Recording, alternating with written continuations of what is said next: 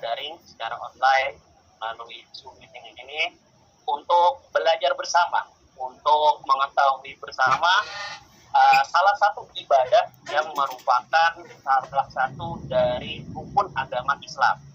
Kemudian salah satu ibadah yang mana ibadah ini hanya dapat dilakukan pada bulan ini, yaitu bulan Zulhijjah, yaitu ibadah tentang haji.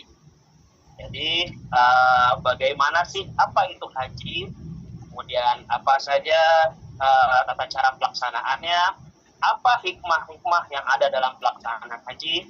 Insya Allah itu semua yang akan kita dapatkan, yang akan kita pelajari pada sore hari ini. Sebelumnya mari kita sapa bersama guru kita, Kiai Haji Muhammad Safar Mawardi. Assalamualaikum Ustaz. Kiai, gimana kabar ya Ustaz? Waalaikumsalam warahmatullahi wabarakatuh. Masya Allah, semoga Kiai selalu sehat selalu ya. Amin amin ya rabbal alamin. Semoga semua yang berhimpun di dalam majelis kita sore hari ini akan dijemput oleh Allah Subhanahu wa taala untuk kembali menunaikan ibadah di tanah suci Mekah Madinah, baik itu haji maupun umroh. Insyaallah, terlebih lagi pertemuan kita ini adalah menjelang ikut hormat ya saudara kita yang berangkat ibadah haji tahun ini untuk menunaikan wukuf di padang Arafah. Oke, sebelum kita lanjut lebih dalam lagi ya, izin Kiai, ini kan ada pepatah yang mengatakan tak kenal maka tak sayang. Jadi biar teman-teman jamaah juga dan juga teman-teman katabat tahu terlebih dahulu siapa sih sebenarnya Kiai Haji Muhammad Safar Mawardi itu. Jadi beliau adalah Muhammad Safar Mawardi, lahir di Batang, Jawa Tengah pada tanggal 2 Maret 1970. Kemudian beliau juga merupakan santri dari Pondok Pesantren Raudhatul Thalibin di daerah Rembang, Jawa Tengah, yang merupakan pesantren asuhan dari Kiai Haji Muhammad Khalil Bisri dan Kiai Haji Ahmad Mustafa Bisri. Beliau juga merupakan santri dari Ma'had Al-Arba'in Jakarta, yang mana pondok tersebut adalah asuhan dari Kiai Haji Mu'alim Syafi'i Hazami dan Kiai Haji Saifuddin Amsir. Saat ini Kiai Haji Muhammad Safar Mawardi aktif sebagai pengasuh dari Pondok Ma'had Darul Muwahhid di Selangseng, Kembangan, Jakarta Barat, dan juga aktif sebagai tim dakwah Pondok Pesantren Darut Tauhid Jakarta, bawah pimpinan Kiai Haji Abdullah bin Mastiar atau yang akrab kita sapa dengan A'agir. Gitu. Setelah kita mengetahui bagaimana latar belakang dari guru kita, maka kita langsung saja tidak usah berlama-lama, langsung kita simak bersama, kita dengar bersama kajian dari Kiai Haji Safar Mawardi tentang apa sih dan bagaimana ibadah haji itu. Kepada Gurunda, waktu dan tempat kami silakan. Baik, mau share materinya dulu ya.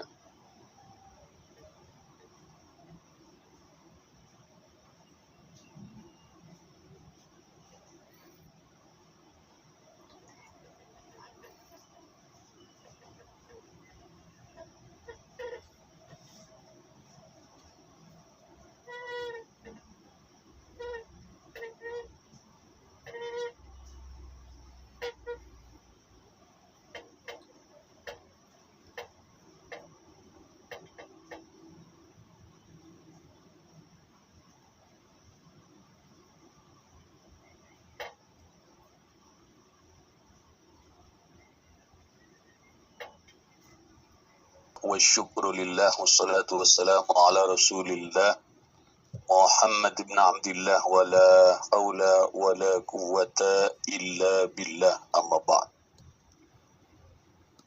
Bapak, ibu-ibu, dan para sahabat sekalian, sahabat asaba dimanapun berada, alhamdulillah pada sore hari ini kita dihimpun oleh Allah Subhanahu wa taala di dalam majelis kita ini kajian bersama dengan Kasaba Group, ngaji bareng tentang haji. Semoga nanti pada waktunya kita kembali teliti dan hakiki tafakur di tanah suci bersama dengan negara dan saudara kita semuanya. Sebelumnya mari kita membaca suratul Fatihah. Semoga pertemuan ini dan pertemuan berikutnya bersama dengan Kasabah diberikan anugerah oleh Allah Subhanahu wa taala, diberikan futuh ilmu, futuh rizki, futuh rahmat dan berkah Allah Subhanahu wa taala untuk dunia akhirat kita yang sukses dan dalam ridha Allah Subhanahu wa taala. Al-Hadiniyah Al-Fatihah. Bismillahirrahmanirrahim. Alhamdulillahi rabbil alamin. Rahim maliki yaumiddin. Iyyaka na'budu wa iyyaka nasta'in. Ihdinas siratal mustaqim. Siratal ladzina an'amta 'alaihim maghdubi 'alaihim amin. Dan sahabat Kasabes, kalau kita bicara tentang ibadah haji itu percaya ibadah haji, ibadah umrah itu adalah ibadah yang istimewa, karena dalam seumur hidup diwajibkannya Allah hanya sekali saja. Kewajiban ibadah haji dan umrah itu dalam seumur hidup cuma sekali saja, sebagaimana firman Allah di Ali Imran 97, walillahi 'alan nasi hijjul baiti man istata'a ilaihi sabila. Wajib bagi manusia, menjadi haknya Allah Subhanahu wa taala menunaikan ibadah haji ke Baitullah bagi orang yang mampu menempuh perjalanan padanya. Nah, mengenai masalah kemampuan menunaikan ibadah haji di akhir zaman ini, memang banyak sekali yang akan menjadi pertimbangannya. Selain berupa kemampuan dalam pembiayaan, sekarang ini juga kemampuan untuk mendapatkan giliran menunaikan porsi haji dan sebagainya. Maka sebetulnya di zaman akhir ini yang paling penting adalah bahwa kita semuanya dengan seluruh keluarga kita ini jangan sampai hatinya kosong dari berniat atau bertekad atau berazam untuk menunaikan ibadah haji dan umrah. Ada satu hadis yang diriwayatkan dalam Midin, Imam Al-Ghazali mengutip, Rasul bersabda, man mata walam yahujja fal yamut insya'a yahudiyan wa insa nasrani. Ya. Orang yang mati sedangkan dia ini, maka silahkan mati Yahudi atau Nasrani. Na'udzubillah min dzalik. Maksudnya apa? Maksudnya adalah kalau ada orang dia itu sudah mampu dengan ibadah haji, namun dia tidak menunaikannya. Nah, oleh karena itulah agar kita semuanya diselamatkan oleh Allah SWT, jangan sampai kita kosong hati kita dari tekad atau berazam dengan ibadah haji. Ibarat kalau kita ditanya, ya, kapan Bapak Ibu mau menunaikan ibadah haji? Jawab dengan mantap, insya Allah tahun depan. Mengatakan insya Allah tahun depan itu tidak baik, tetapi kalau dengan hati yang tulus, insya Allah akan menjadi kita selamat. Sebab Rasul bersabda, "Faman hamma biasanatin falam ya'malha katabahu ta'ala indahu hasanatan kabilah." Orang yang menunaikan, orang yang bertekad untuk melaksanakan amal kebajikan lalu dia tidak mampu melaksanakannya, Allah tetapkan di sisinya satu kebajikan yang sempurna. Sudah bertekad atau berniat untuk menunaikan ibadah haji, namun setelah berusaha sampai wafatnya belum juga ke tanah suci, maka ditetapkan insyaallah satu pahala haji sempurna. Lalu apa yang membedakan antara orang yang haji baru pada tataran niat dengan yang berniat haji kemudian menunaikan dan pulang dengan haji mabrur? Yang membedakan adalah kelipatan pahalanya. Faman fain hamma biha, ya, ada orang sudah memberikan, ada orang yang sudah bertekad melaksanakan suatu amal kebajikan lalu yang mampu menunaikannya, maka baginya pahala 10 kali lipat, 700 lipat sampai pada kelipatan yang tak terhingga. Nah, kalau untuk ibadah haji tentunya yang haji pulang hajinya mabrur mendapat pahala haji 10 kali lipatnya. Ibu yang mulia, sebelum nanti sudah disampaikan bahwa ibadah haji ini bagian daripada rukun Islam. Bunyal Islamu ala khamsin. Islam ini dibangun atas 5 pilar yang menjadi rukun Islam. Tentu kita semua sudah memakluminya. Pertama adalah syahadat asyhadu an la ilaha illallah asyhadu anna muhammadar rasulullah. Yang kedua mendirikan salat, yang ketiga membayar zakat. Kemudian yang keempat puasa bulan Ramadan, dan yang kelima wal haji. Haji adalah bagian daripada rukun Islam yang kelima. Dalam hadis ini disebutkan memang yang keempat. Bapak yang mulia, kembali lagi bahwa ibadah haji ini adalah ibadah yang jalannya bahkan perjalanan yang istimewa. Karena kita sekali seumur hidup dan kita diperintahkan agar menunaikannya dengan sempurna. Kalau kita buka Quran, coba kita teliti baik-baik, kita tidak akan menemukan ada perintah ibadah yang kalimatnya itu seperti perintah haji umrah. Kalau perintah sholat, aqimus sholat. Perintah zakat, wa'atu zakat misalnya. Tapi untuk haji dan umrah, apa perintah Allah? Wa'atimul hajja wal umrata lillah.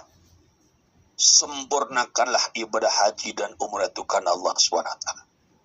Alhamdulillah di Kasabah ini sebagai bagian daripada lembaga atau perusahaan yang bergerak dalam khidmat ya, melayani para calon jemaah haji dan umroh pada waktunya nanti yang beri ke sana suci itu. Kemudian kita diajak untuk bareng-bareng ngaji ya sebelum berangkatan. Maka ini adalah bagian daripada upaya penyempurnaan.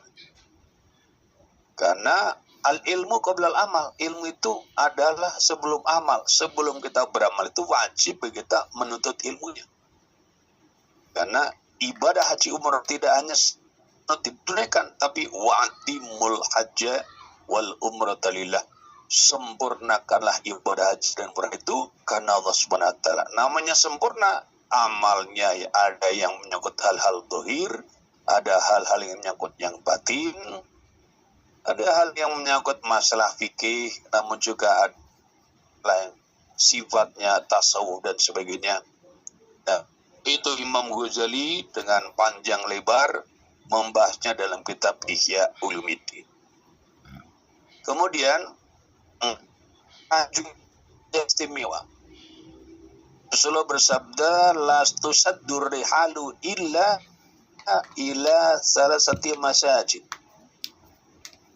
Tidaklah ditekankan bepergian atau diberangkatkan kendaraan itu kecuali ke 3 masjid. Jadi kalau kita umat Islam diberi oleh Allah Subhanahu wa taala keluasan rizki, kalau kita mau menempuh perjalanan yang jauh bagi kita terutama yang di Indonesia ini, maka sebelum kemana-mana, sebelum kita ke Amerika, Australia, ke Eropa dan sebagainya, maka pertama dan utama adalah programkan perjalanan ke 3 masjid. La tusaddu rihalu ila salasati masajid. Tidaklah ditekankan bepergian itu kecuali ke 3 masjid. Yang pertama adalah Masjidil Haram, ya Masjidil Haram di Mekah, wa Masjid Hada dan Masjid Qudi itu Masjid Bawi, wa Masjidil Aqsa dan Masjidil Aqsa di Palestina. Jadi kalau kita diberi oleh Allah anugerah keluasan rezeki, jangan sampai ada umat Islam belum ke Mekah, belum ke Madinah, belum ke Masjidil Aqsa, sudah ke Washington lah, atau ke London lah, atau ke Canberra lah dan sebagainya, keliling dunia, lupa dia bahwa sesungguhnya dia diberi rezeki oleh Allah Subhanahu wa taala untuk bekal ibadah. Kalau mau jalan, terutama kita mau jalan yang jauh sampai harus naik pesawat misalnya, maka sebelum kemana berjalanlah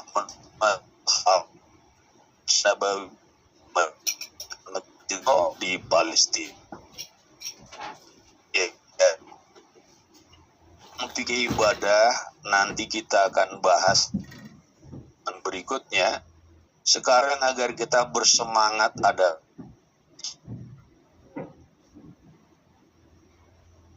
Coba ibadah haji umrah ini ibadah totalitas.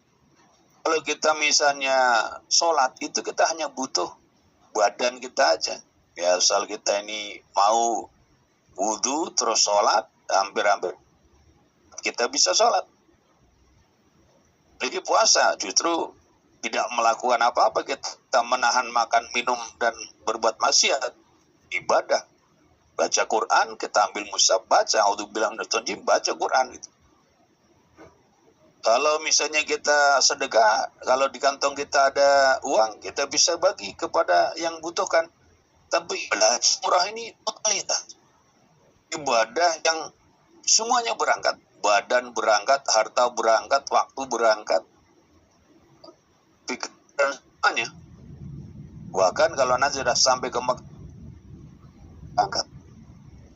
Ini kalau kita zaman akhir ini ya, menunaikan ibadah haji dan umroh, tidak mau belajar dulu, tidak mau melakukan tafakur dulu, muhasabah dulu, di sana berat kita untuk mendapatkan rasanya. Sebab yang tampak sebagai Mekah secara istimewa atau khas itu ya Ka'bahnya, Masjidil Haramnya. Tapi kalau begitu keluar masjid, lihat hotel, kan hotelnya sama aja di mana, apalagi masuk ke dalamnya. Disinilah pentingnya kita kenali dulu ya, di mana keutamaan daripada ibadah ini. Terlebih lagi, nah juga kita perlu, kita akan datangi ketika sedang berada di Haramain ini. Bapak yang mulia, yang pertama adalah kita perlu kembali melihat bahwa ibadah haji ini termasuk ibadah yang utama, termasuk afdolul ibadah atau afdolul amal. Dulu Sayyidina Abu Hurairah menyatakan bahwa Nabi pernah ditanya, su'ilan Nabi sallallahu alaihi wasallam ayul a'mali afdal. Nabi ditanya tentang apa amal yang paling utama. Maka beliau menjawab, imanun billah, imanun billahi wa rasulih. Yang pertama adalah iman kepada Allah dan Rasulnya. Alhamdulillah kita semua sudah mendapatkannya. Amal yang paling utama itu nomor satu adalah iman kepada Allah dan Rasul. Dan Bapak yang mulia, diberikan oleh Allah keimanan itu adalah pertanda istimewa luar biasa, sebab menunjukkan bahwa kita, bagaimana dan kita saat ini, berarti kita ini termasuk manusia yang dicintai Allah. Sayyidina Ibnu Mas'ud dalam riwayat yang dikutip oleh Imam Bukhari dalam kitab Adabul Mufrad, disebutkan beliau mengatakan, Innallaha yu'til dunya man yuhibbu wa man la yuhibbu. Allah memberikan dunia itu kepada orang yang Allah cinta dan yang Allah tidak cinta. Tapi wala yu'til imana ila man yuhibbu. Allah tidak berikan iman kecuali kepada orang yang Allah cinta. Kita semuanya beriman, berarti kita sebetulnya dicintai oleh Allah Subhanahu wa taala. Kemudian ditanya lagi, "Tsumma madza?" Kemudian apa ya Rasul? Amal yang paling utama itu, beliau menjawab, jihadun fi sabilillah. Jihad fi sabilillah. Perjuangan di jalan Allah Subhanahu wa taala, wabil khusus ya, perang melawan orang-orang kafir harbi. Atau lalu zaman sekarang ya perang dalam bentuk yang masih di dalamnya. Yang ketiga, ketika ditanya lagi, "Tsumma madza?" Kemudian apa lagi ya Rasul? Beliau menjawab, hajjum mabrur. Haji yang mabrur itu adalah termasuk afdolul amal, amal yang paling utama. Kalau kita sudah beriman dan kita sudah jihad fisabilillah, maka berikutnya adalah kita menunaikan ibadah haji dan berusaha mendapatkan haji yang mabrur. Dan yang kedua adalah, kalau kita menunaikan ibadah haji dan umrah itu, kita menjadi istimewa karena kita berarti menjadi tamunya Allah. Sebagaimana Rasulullah bersabda, al-ghazi fi sabilillah wal haji wal mu'tamiru Abdullah. Al-ghazi fi sabilillah, orang yang berperang di jalan Allah dan orang yang berhaji serta orang yang umrah Abdullah, ia adalah merupakan delegasinya Allah. Bahasa sekarang ya lebih mudah dipahami sebagai tamunya Allah. Jadi kalau misalnya sekarang ini jamaah haji sedang berhimpun di Mekah, ya sebentar lagi akan berangkat menuju ke Arafah menunaikan wukuf, kemudian nanti lanjut mabit di Musdalifah, kemudian lembar jumrah di Mina dan mabit di sana di hari-hari tasyrik. Itu yang sekarang ada di tanah suci adalah waktullah. Delegasi-delegasi yang diundang oleh Allah dari seluruh penjuru dunia. Ada yang delegasi dari Indonesia, dari Malaysia, dari Australia, Amerika dan sebagainya. Kalau lebih terinci lagi dari tiap desa mungkin akan ada yang Allah Subhanahu wa taala panggil. Ini yang terpilih menunaikan itu adalah orang-orang yang menjadi waktu. Maka nanti pada waktunya ketika kita diberi Allah anugerah menunaikan ibadah haji dan umrah, kita harus ingat bahwa kita ini adalah menjadi waktullah, menjadi delegasinya Allah dari kampung kita. Kalau kami di sini Srengseng berangkat, berarti kita seakan menjadi wakil para penduduk Srengseng yang diundang oleh Allah untuk menunaikan ibadah haji ke tanah suci. Nah ini istimewa. Masya Allah, kita diundang oleh Allah Subhanahu wa taala. Da'ahum fa'ajabu. Allah Subhanahu wa taala mengundang mereka, ya, para hambanya yang untuk kemudian menjadi delegasi dan menjadi tamu-tamu Allah. Lalu mereka mengijabah undangan Allah itu. Was'aluhu. Lalu mereka berdoa meminta kepada Allah di tanah sucinya. Ba'dahum. Lalu Allah memberikan kepada mereka. Maka kita memaklumi ya, ketika ada orang-orang mau mendapatkan ibadah haji ataupun umroh, banyak yang nitip doa. Karena orang yang haji dan umroh itu berarti menjadi orang yang sedang diijabah oleh Allah doa-doanya. Karena beliau-beliau ini adalah orang-orang yang mengijabah panggilan Allah, maka Allah pun akan memberikan apa yang mereka minta.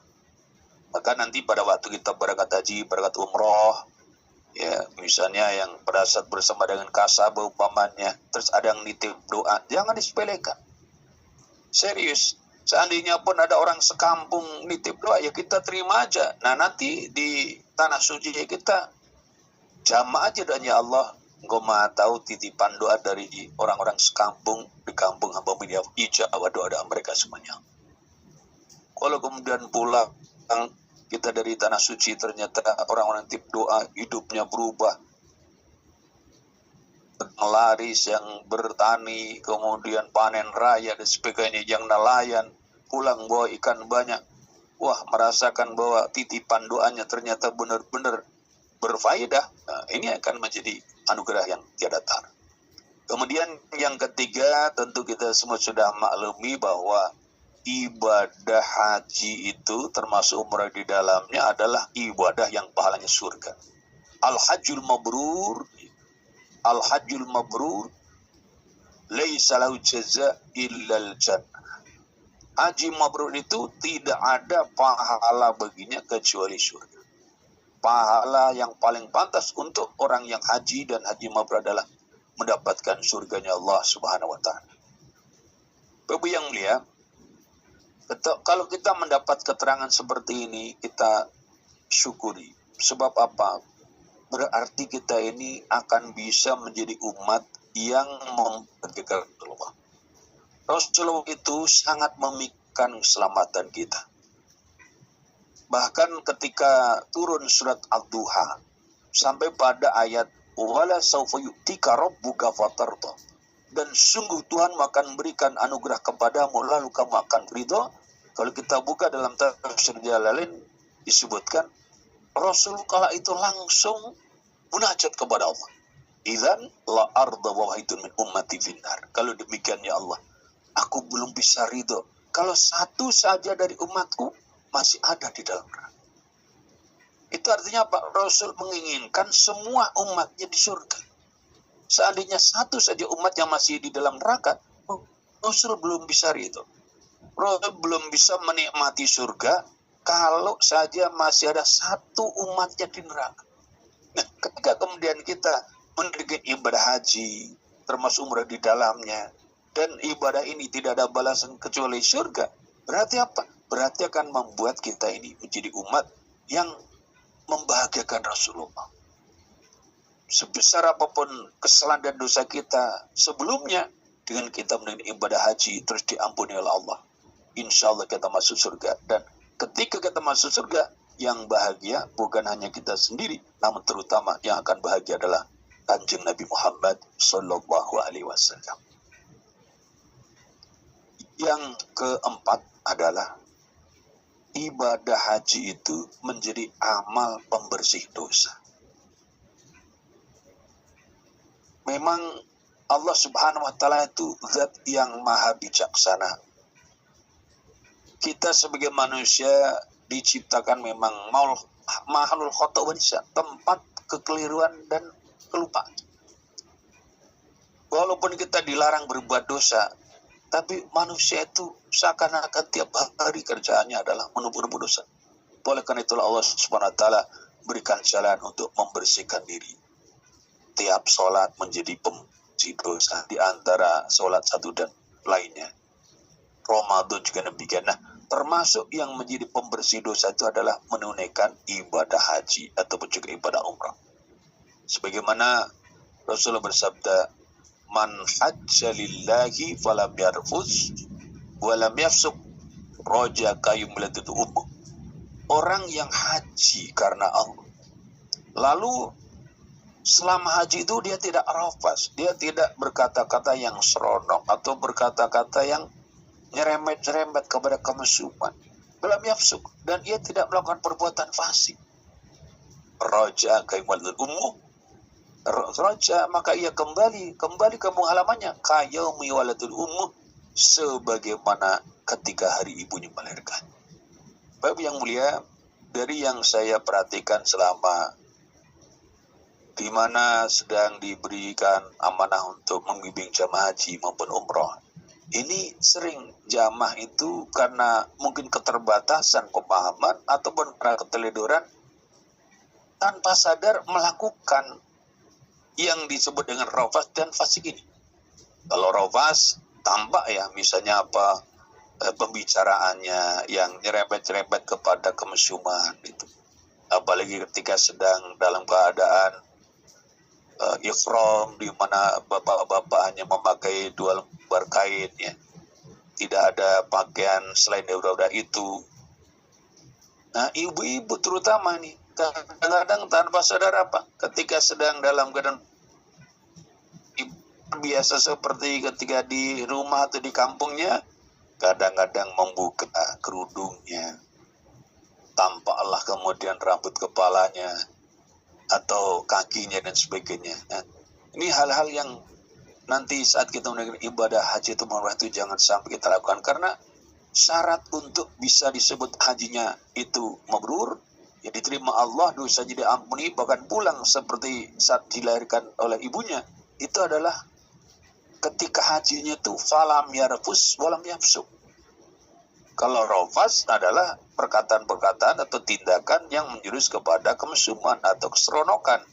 Kalau fasik apa? Kefasikan itu adalah perbuatan-perbuatan yang melanggar hukum syariat. Dalam termasuk yang sering terjadi itu apa? Ketidaktaatan dalam menutup aurat, misalnya demikian. Atau apa kefasikannya lagi itu? Dalam interaksi antara bapak dan ibu-ibu, persentuhan kulit, berjabat tangan dan sebagainya, yang kadang dalam adat dianggap sesuatu yang merupakan kebaikan, tapi kalau jabat tangan itu di antara jamaah laki dan perempuan, ini adalah sesuatu yang menyangkut tindakan kefasikan yang harus dihindari. Kemudian yang kelima, Bapak yang mulia, ibadah haji itu bisa meniadakan kefakiran.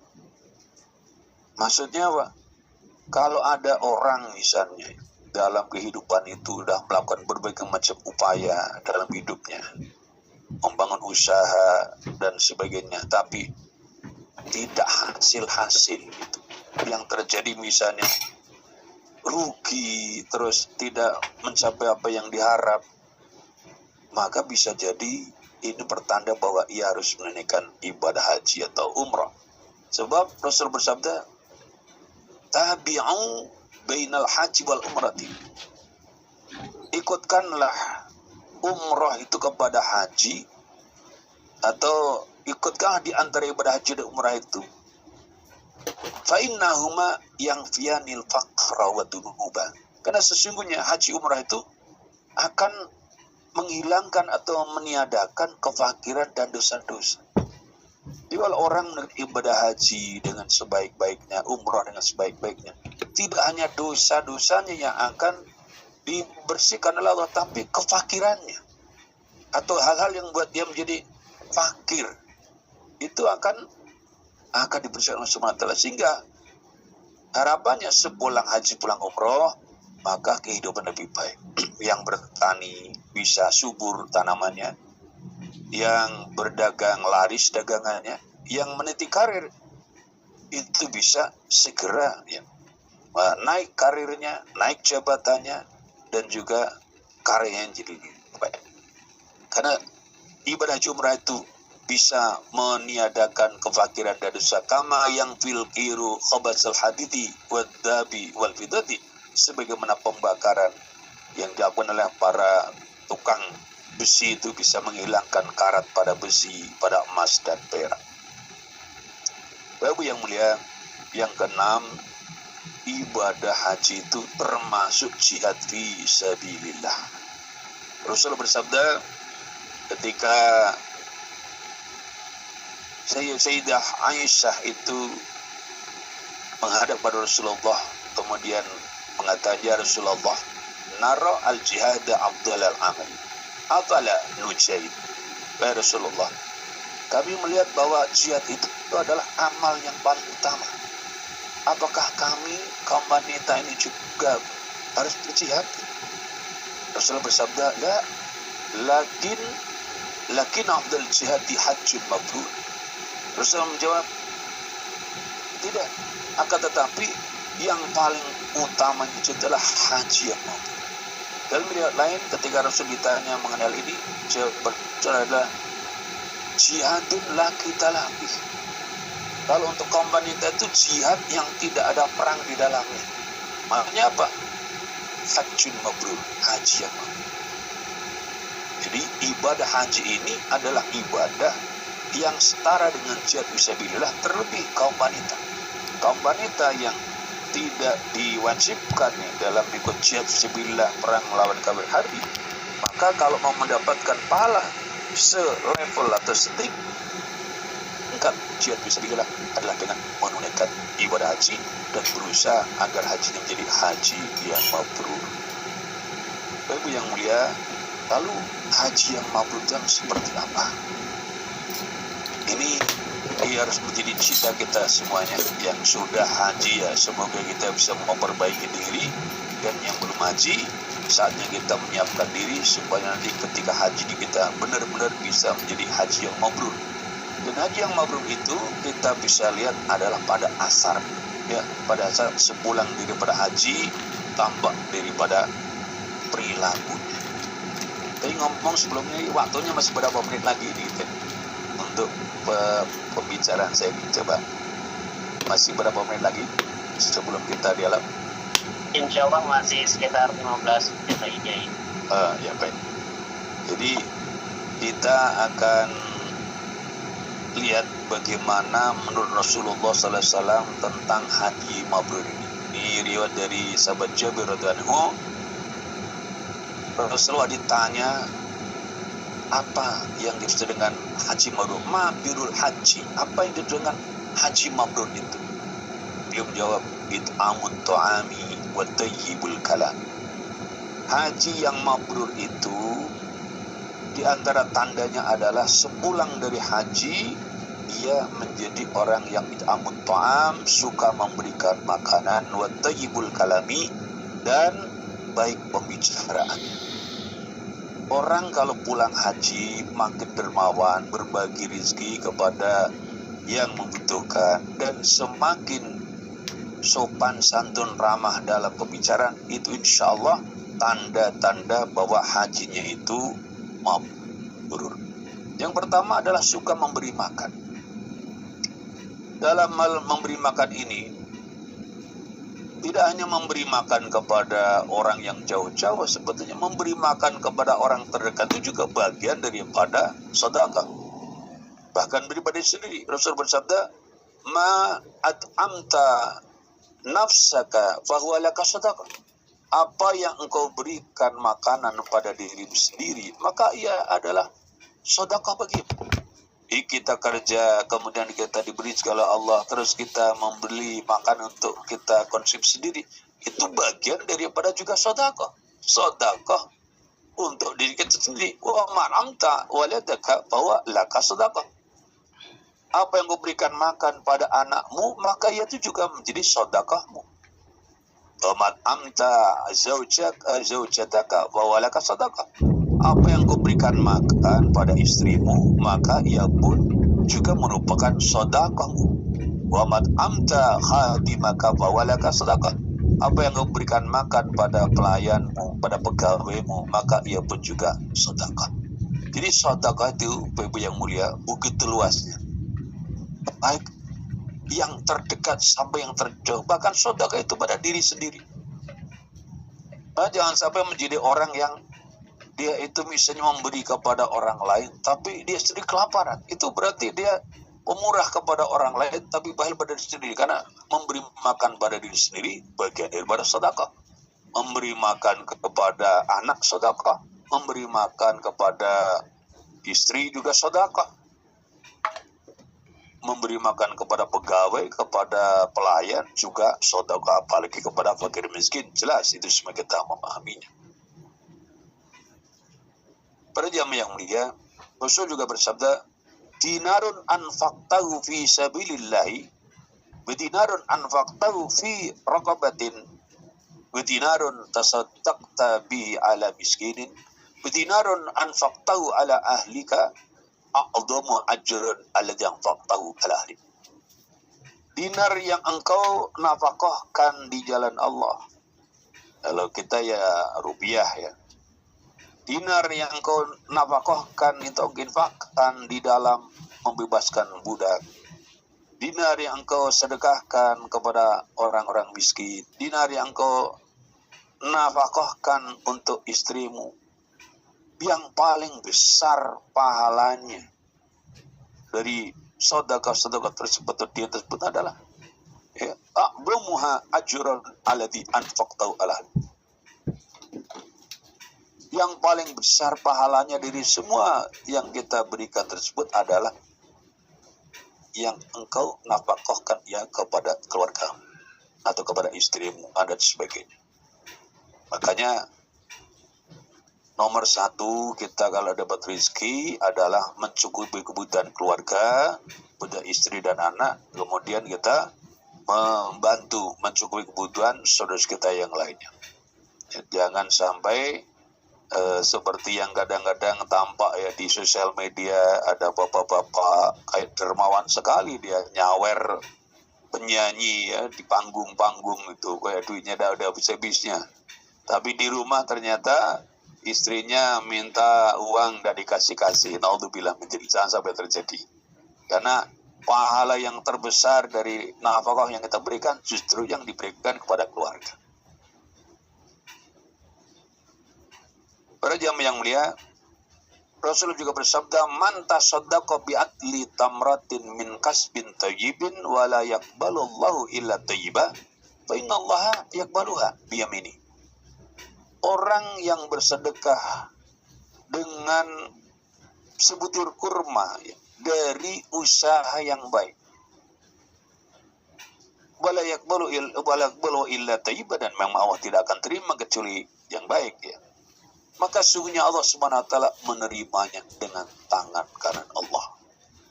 Artinya betapa Allah itu asy-syakur, zat yang maha mensyukuri. Ketika ada hambanya dari usahanya yang baik, maka di sini ini perusahaan ini dinamakan kasabah, ini dari kata usaha ini, maksudnya kalau ditakdir ada kasbin thayyib, jadi usaha yang baik, maksud demikian. Karena ketika dari kasbin thayyib, dari usaha yang baik ini, menghasilkan berapapun banyaknya, ibarat sebutir kurma pun ketika kemudian disedekahkan, akan diterima oleh Allah Subhanahu wa taala dengan tangan kanan Allah Subhanahu wa taala. Ini ungkapannya, maksudnya Allah menerimanya dengan penuh syukur, dengan penuh penghormatan. Summa yurabbiha li sahibi, kemudian Allah akan mengembangkannya untuk pemilik daripada sedekah yang cuman sebesar kurma itu, kama yurabbi ahadukum falwahu, sebagaimana salah seorang kamu sekalian ia membesarkan kuda kecilnya, hatta takuna misal jabal, sehingga kemudian sedekah yang cuman sebesar kurma itu menjadi seperti sebesar gunung di hadapan Allah Subhanahu wa taala. Karena Allah yang mengembangkannya, Allah yang membesarkannya. Dengan syaratan apa? Sedekah itu min kasbin thayyibin, dari usaha yang baik. Kalau usahanya dari yang buruk, ya hasil daripada penipuan, hasil daripada pencurian, ya korupsi dan sebagainya, tidak akan bisa menjadi seperti ini. Rasul juga bersabda, innaka lang tunfiqa nafaqatan tabtaghi biha wajhallahi illa ujirta 'alaiha hatta ma taj'alu fi imra'atik. Sungguhnya engkau, innaka lang tunfiqa nafaqatan, tidaklah engkau itu, sungguhnya engkau tidaklah memberikan nafkah yang kamu dengan nafkah itu mencari ridha Allah, kecuali kamu diberikan pahala atas nafkah tersebut, sampai apa yang kamu jadikan ia di mulut istri. Ketika seorang suami memberikan nafkah untuk istri, apalagi langsung umpamanya disuapkan, itu adalah satu amalan yang diberi pahala oleh Allah Subhanahu wa taala. Diberi pahala oleh Allah Subhanahu wa taala yang begitu besar nilainya. Kemudian dalam hal masalah kita berbagi atau bersedekah, berinfak ini, para jamaah yang mulia, kita sangat beruntung ya. Kita orang-orang beriman ini oleh Allah begitu diapresiasi. Rasulullah sampai bersabda, ittaqun nara walau bisyikki tamrah. Selamatkan diri kamu, jaga diri kamu sekalian dari neraka walaupun dengan sedekah setengah kurma. Padahal orang-orang yang tidak beriman, orang-orang kafir itu, kalaupun dia mendermakan hartanya bila dia punya 2 kali isi bumi, tak bisa menyelamatkan diri dari adab akhirat. Kita baca dalam Quran. Innal ladzina kafaru law anfaqta ma fil ardi. Innal ladzina kafaru, sungguh orang-orang yang kafir itu, kalau saja mereka menafkahkan, innal ladzina kafaru law anallahu, ya. Kalau saja orang kafir dia memiliki harta yang sepenuh bumi, diberi lagi yang semisalnya lagi. Wa mislahu ma'ahu, semisal itu di sebelahnya. Jadi artinya ada orang kafir dia punya harta 2 kali lipat isi bumi. Kemudian 2 kali lipat isi bumi harta yang dia punya itu dijadikan tebusan dari adab hari kiamat. Ma tuqbila minhum, takkan diterima itu dari Allah, dari mereka oleh Allah Subhanahu wa taala, akan terima. Walau adabun alim, dan bagi mereka adalah siksaan yang memedihkan. Di tangan orang kafir, harta 2 kali lipat isi bumi disedekahkan, dijadikan sebagai tebusan dari adab hari kiamat. Ma tuqbila minhum, Allah tak terima dari mereka. Walau adabun alim, bagi mereka siksanya pedih. Tapi di tangan orang kafir, Masya Allah, 1 kurma belah jadi 2, sebelah makan sendiri, sebelah sedekahkan, bisa selamat dari adab akhirat. Kemudian yang kedua, tanda orang haji mabrur itu adalah yang jadi pembicaraan yang sebagaimana di dalam surah Al-Baqarah ayat 197, Al-Hajju asyhurun ma'lumat, faman farada binal hajja fala rafasa wala fusuka wala jidala fil hajj.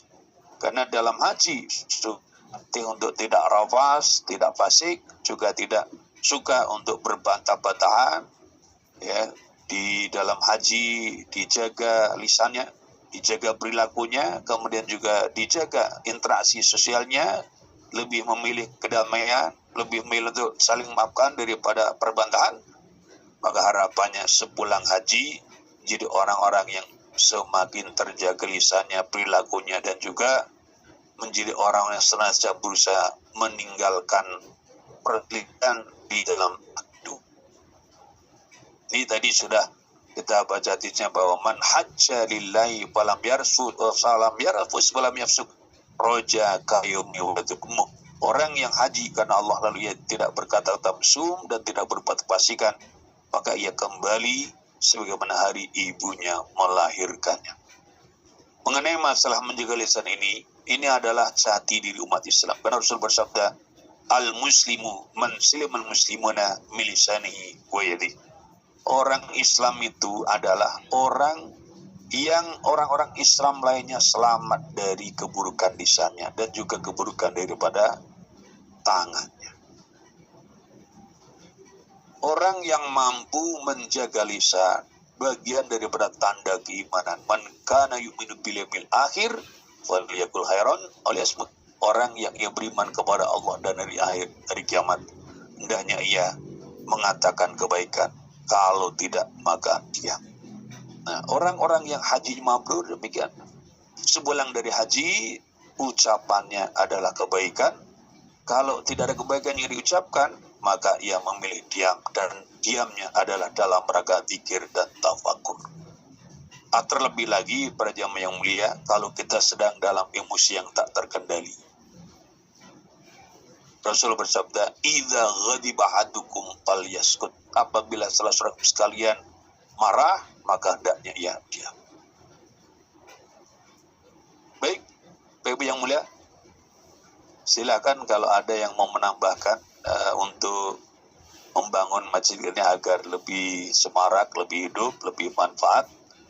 Kalau ada yang mau ditambahkan, disampaikan, tanyakan, dipersilakan. Sebelumnya mohon maaf bila ada yang kurang berkenan. Walafu minkum. Assalamualaikum warahmatullahi wabarakatuh. Waalaikumsalam. Ya, Masya Allah, Bapak dan Ibu serta semuanya.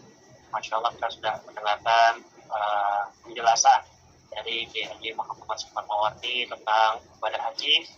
Baik bahwa ibadah haji itu merupakan ibadah yang istimewa dan dilakukan satu kali seumur hidup, merupakan ibadah yang paling utama, kemudian jadi tamu dari Allah Subhanahu Wa Taala. Ibadah haji juga dapat sebagai ibadah yang bisa membersihkan dosa-dosa kita. Kemudian ibadah haji juga dapat meniadakan pemikiran pada diri kita dan termasuk menjadi jihad fisabilillah. Baik, teman-teman semua, peserta kajian pada sore hari ini. Sekarang kita akan memasuki sesi tanya jawab. Kita buka untuk tanya jawab pertama, kita buka 2 orang yang ingin memberikan pertanyaan. Kita persilakan. Baik bisa bertanya kepada Kiai Haji Muhammad Supar Mawardi secara langsung, ataupun dapat juga melalui obrolan chat yang ada di aplikasi. Silakan, ada yang ingin bertanya? Iya Ustadz, saya ingin bertanya. Oh iya, silakan Kak Anissa. Ya, Assalamualaikum warahmatullahi wabarakatuh. Selamat sore Pak Kiai. Perkenalkan, saya Anissa dari Madiun. Sebelumnya, Masya Allah, terima kasih banyak atas ilmu tentang haji yang sudah Pak Kiai share pada sore hari ini.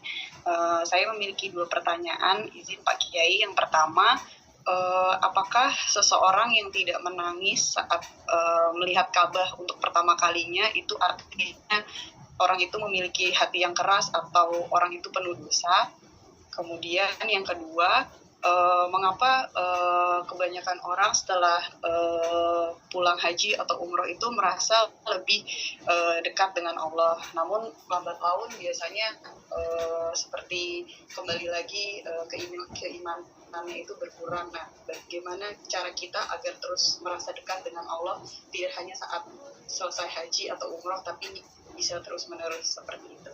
Mungkin itu saja. Terima kasih Pak Kiai. Baik, itu pertanyaan yang luar biasa ya.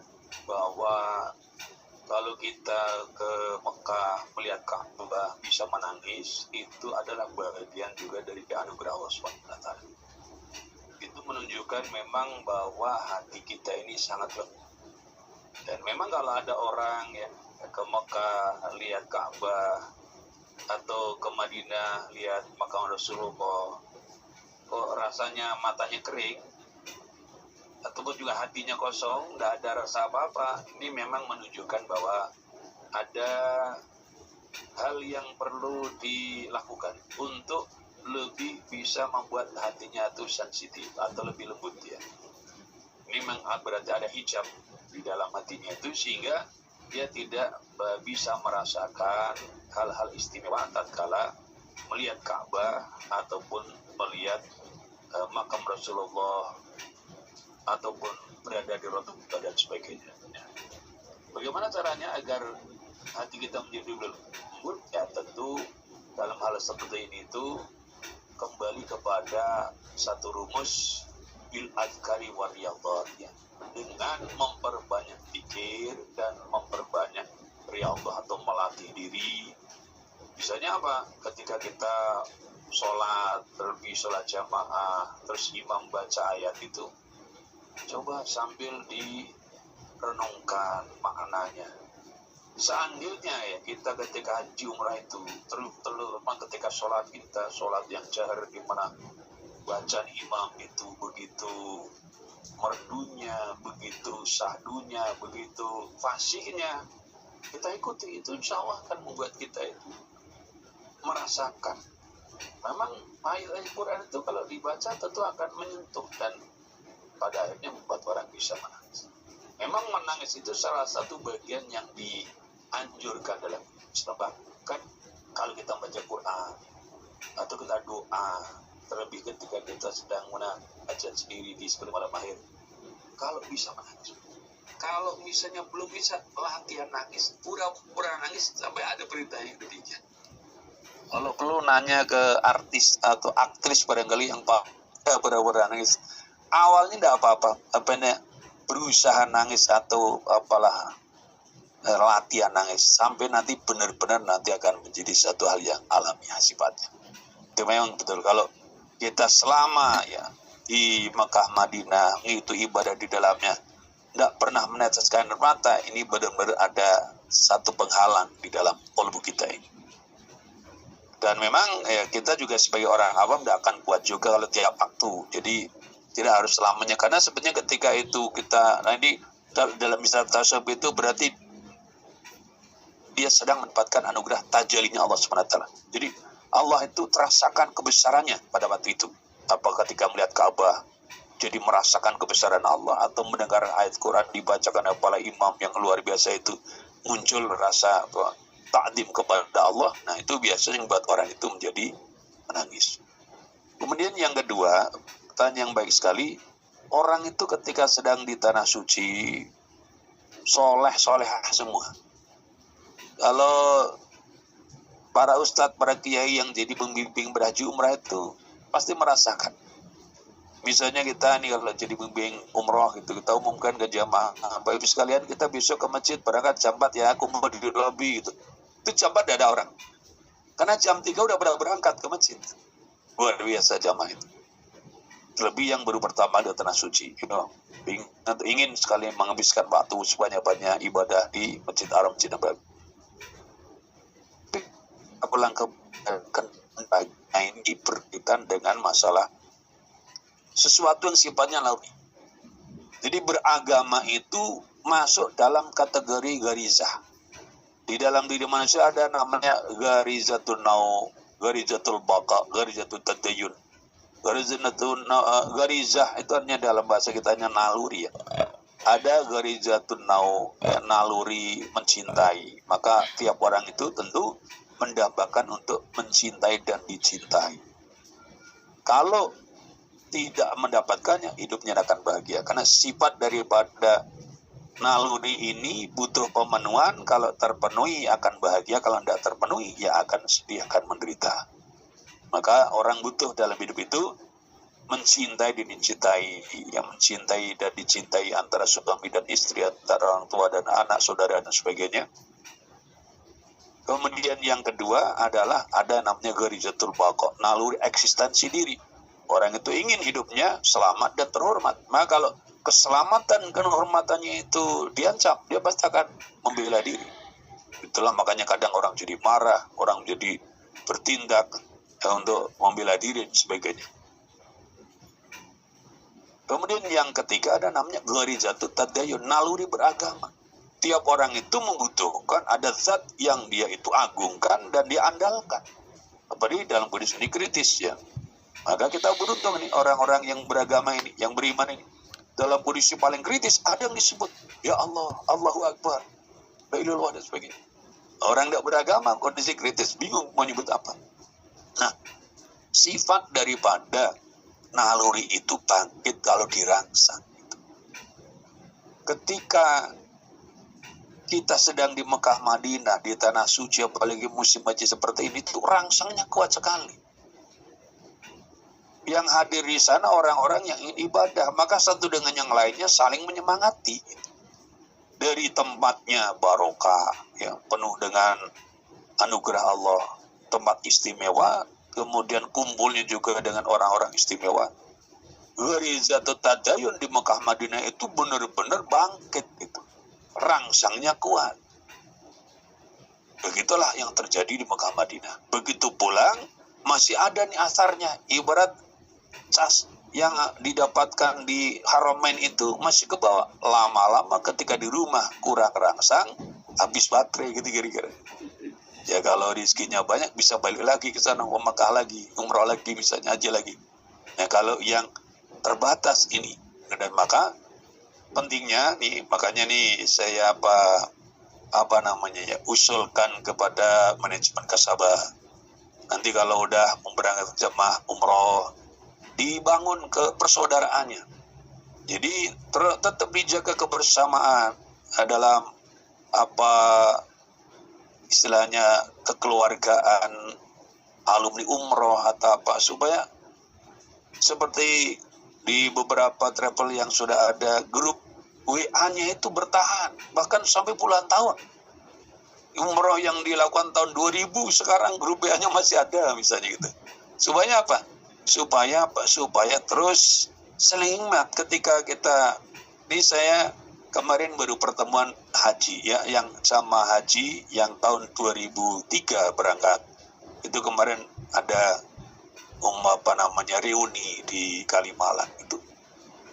Hal yang dilakukan pada 23 tahun yang lalu terkenang kembali. Bagaimana dulu ketika kita tawafnya, bagaimana sainya, terutama dulu bagaimana lempar jumroh, sampai kemudian terjadi huru-hara, dan karu-karuan karena kala itu lempar jumrohnya baru satu lantai misalnya. Terkenang kembali, muncul lagi memori itu. Nah itulah contoh. Jadi kalau kita ingin supaya semangat ibadah kita bertahan, maka sepulang haji umrah itu harus dibuatkan sarananya. Bagaimana agar gharizatut tadayun kita ini terus terstimulus, terus terangsang. Mungkin ada gambar Ka'bah di sana, atau kemudian foto kita haji umrah dipasang, apalagi foto satu rombongan umpamanya gitu. Harus ada memang sifat daripada gharizah atau naluri itu bangkit atau dirangsang. Nah, rangsang itulah yang harus terus dibangun. Kalau mencari rangsangan kita ini sulit, misalnya kondisi yang tidak ideal ya, mungkin jauh ya, teman-teman kita yang bersama itu berada banyak jauh, ya berarti kita harus membangun rangsang dari dalam. Itu yang namanya maklumat sabiqat istilahnya. Jadi kita nih ngaji seperti ini ya, tentang haji umroh, baik itu fikihnya maupun hikmah dan tasawufnya, terus kita pahami betul, kemudian sampai mendarah daging dan begitu. Nah ini akan sewaktu-waktu bisa muncul kembali maklumat sabiqat ini ya, apa yang udah kita tahu itu. Dan orang biasa kalau ingat lagi, bangkit lagi semangatnya. Ya berarti kalau kita kondisi lingkungan kurang kondusif, maka kita harus bangun rangsang dari dalam kita sendiri. Semakin kuat pemahaman kita, insya Allah semakin kuat pula semangat kita dalam hal ibadah. Baik, silakan berikutnya. Baik, terima kasih atas penjelasannya dari Kiai Muhammad Suparmawati. Insya Allah jawaban-jawaban dari Kiai tadi sudah tepat ya, Kak Anissa, sudah dapat diterima jawabannya. Kemudian izin menyampaikan Kiai, kita ada sekitar 19 menit sebelum memasuki waktu pelaksanaan sholat maghrib. Kemudian kita di sini ada 2 pertanyaan terakhir, Kiai. Pertanyaan yang pertama, jika haji kedua, apakah sebaiknya memperbaiki haji sebelumnya, niat untuk diri sendiri, atau di saat haji kedua tersebut kita membadalkan haji untuk ibu atau bapak kita, ketika padahal kedua orang tua sudah pernah dibadal hajikan juga. Dan apakah wajar jika setiap reuni haji kita mempertanyakan apakah haji kita pada saat itu sudah mabrur atau belum, dan andai dulu ketika haji bisa lebih baik lagi, atau lebih dulu andai dulu lebih begini begitu. Seperti itu Pak. Baik. Haji yang kedua, ya. Jadi kalau namanya badal haji itu, kalau memang tidak ada sebabnya, tidak perlu dilakukan. Misalnya begini ya, kalau orang tua kami, ya Bapak Mawardi, itu beliau sudah daftar haji, pas waktu mau berangkat COVID, akhirnya gagal berangkat, terus ketika mendapatkan kesempatan berangkat lagi setelah COVID, ternyata sudah wafat. Nah, kalau ada hal seperti ini, maka ini mesti dibatal hajikan. Karena sifatnya memang sudah mau berangkat haji, namun kemudian terhalang oleh istilahnya tiba ajalnya, sehingga belum bisa menunaikan ibadah haji, sementara sudah wajib haji, dan juga memang sebenarnya sudah mendaftar haji. Nah, dalam kasus seperti ini, maka ahli warisnya atau kerabatnya atau siapapun aja yang memang ada hubungan dengannya itu membatal hajikan. Dan yang modal hajikan adalah yang juga sudah haji. Nah, kalau misalnya ada orang yang belum haji dan ketika wafat juga sebetulnya belum wajib haji, maka sebetulnya ini juga tidak ada kewajiban untuk membatal hajikan. Nah, kecuali kalau misalnya kita punya orang tua, kemudian sebetulnya beliau itu sudah mampu haji, namun sampai wafat belum haji. Nah, ini kita perlu perjuangkan untuk dibatal hajikan. Jadi kalau misalnya tidak ada sesuatu yang menjadi penyebab perlunya batal haji, ya haji yang kedua ataupun yang keberapa pun, ya kita niatkan untuk diri sendiri dalam rangka apa? Untuk memperbaiki hal sebelum. Karena memang di antara hikmah ataupun faedah adanya amal-amal sunnah seperti sholat sunnah itu adalah untuk menjadi jawabir, ya, menjadi penutup daripada kekurangan di dalam amal-amal fardu kita. Maka yang belum berangkat haji bisa dikatakan beruntung karena udah ngaji seperti ini. Kenapa? Saya kalau memberikan manasik haji, saya mengingatkan yang haji pertama kali, beruntunglah. Kenapa? Berarti masih punya kesempatan menyempurnakan. Sebab haji pertama itu adalah haji yang wajib. Haji wajib itu nilainya 70 kali banding haji sunnah. Guna sebagai kesempatan itu kan kayak mempersiapkan untuk menunaikan yang sebaik-baik. Nah, kalau untuk membatal hajikan orang lain maupun orang tua, perlu dilihat latar belakangnya apakah memang perlu dibatal hajikan ataukah tidak. Kemudian yang kedua, apakah wajar kalau reuni haji kita merasakan atau mempertanyakan haji itu atau tidak? Kita tidak perlu berdebat tentang dapat atau belumnya mabrur kita itu ataukah haji kita berarti tidak. Tapi yang perlu kita lakukan adalah setiap pertemuan itu kita membahas tentang bagaimana terus meningkatkan, ya, tanda-tanda kemabruran. Jadi jangan-jangan haji saya tidak mau, bukan. Yang harus kita perbanyak adalah membangun tanda-tanda kemabruran yang tadi kita diantaranya pas dibuka menjadi orang yang semakin dermawan berbagi makanan kepada yang membutuhkan. Kemudian yang kedua, semakin memperbaiki lisan dalam perkataan. Itu aja yang terus kita latih. Jadi kalau yang sudah terlaksana itu kita sunudon, kita atau mabrur. Jangan sampai membuat kita ragu. Wah, jangan-jangan hati kita tidak terima, jangan sampai. Kedepankan ya, husnudon. Kita lanjutnya yang kedua, ini ada pertanyaan ya. Apabila haji menggantikan anak yang sudah tiada, apakah pahalanya buat almarhum atau kami yang menggantikan juga dapat? Nah, ini pertanyaan yang baik sekali. Jadi dengan kita itu membatal hajikan orang tua itu, maka pahala bagi yang diniatkan dapat, dan kita yang menunaikan juga dengan kemurahan Allah SWT tetap mendapatkannya. Makanya ini sebetulnya ya, kalau saja kita bisa berkata langsung dengan para agniya, orang-orang kaya yang udah sering sekali ke tanah suci, itu seandainya mau gitu. Kalau misalnya punya anggaran terus diamalkan kepada orang yang misalnya apakah berbuat masjid, ustadz yang berjuang mengajari anak-anak kita di musola, di TPA dan sebagainya, yang sangat rindu dan ibadah umrah ataupun haji, apa? Iya kan, hal yang mau juga pahala. Ya, moga nanti banyak ya orang-orang kaya di negeri kita ini yang banyak mengamanahkan jamaah ya, apakah itu karyawannya, apakah bahkan bantu rumah tangganya diberangkatkan menunaikan ibadah haji ataupun umroh, supaya apa? Supaya semakin banyak yang dapat pahala. Kalau ia berangkat sendiri, ya pahala itu sendiri aja. Tapi kalau ia memberangkatkan orang, maka yang berangkat dapat pahala, yang memberangkatkan juga mendapatkan pahala. Insya Allah kita akan lanjut pada pertemuan yang akan datang karena sudah menjelang waktu maghrib. Saya lagi mohon maaf atas segala kurang berkenan. Assalamualaikum warahmatullahi wabarakatuh. Waalaikumsalam. Masya Allah, terima kasih banyak Haji Muhammad Safar Mawardi atas penjelasannya yang rinci terhadap ibadah haji, yang insya Allah kita semua menjadi hamba-hamba yang beruntung yang mendapatkan panggilan menjadi tamu Allah Subhanahu wa Ta'ala.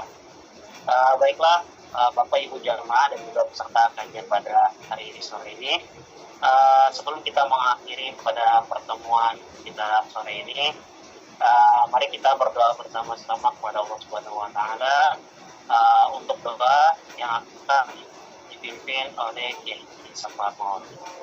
Pada Pak Kiai, pada tempat kebijakan. Bismillah walhamdulillah wassalatu wassalamu ala rasulillah. Allahumma a'inna ala dzikrika wa syukrika wa husni ibadatik.